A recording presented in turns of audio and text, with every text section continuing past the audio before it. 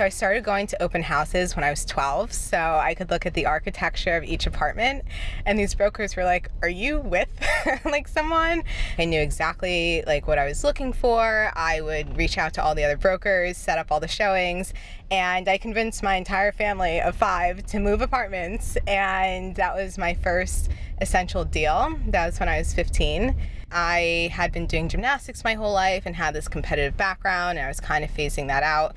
And I just really fell in love with real estate, and I knew from that point that it's what I wanted to do for the rest of my life.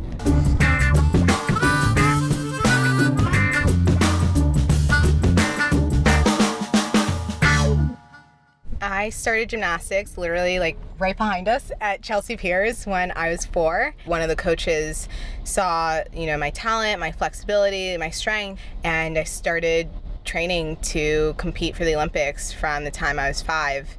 And I spent 7 days a week, every day after school, all of the weekends, practicing, performing, competing. I was a total child star. Right now we want to talk about gymnastics, and I have the good fortune to welcome to our program a real champion from the Bronx. This is McKenzie Foster. I won the silver medal. You won the silver medal, and how old are you? 8 years old. 8 years old, and you're competing in the Junior Olympics. Being a gymnast, honestly, is the best training you could possibly ever have to become an amazing real estate broker. You can't mess up. The stakes are super high. You have an incredible amount of scrutiny around you. The competition is, incredibly fierce, especially in New York, and you have to be ready to perform. You have to be ready to win. You come with your best or you're just not really going to make it. So being a gymnast all these years, it's like I'm always ready to perform.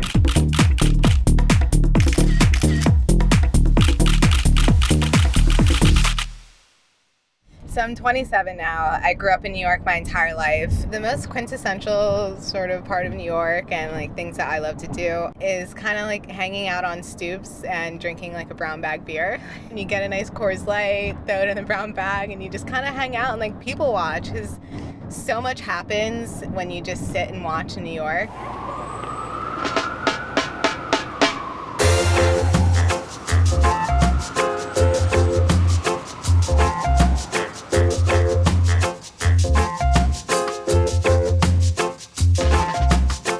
I feel like I've become a stranger person in my life from my profession. Just like being around all the kind of different personalities, you pick up so much of it. My public performances come from visions that I see. I will put on my pointe shoes. I'll dance in public places. I don't feel inhibited or nervous or scared that people are going to think, like, what am I doing? Like, there are way crazier people out in New York aside from me being in a tutu, like actually performing.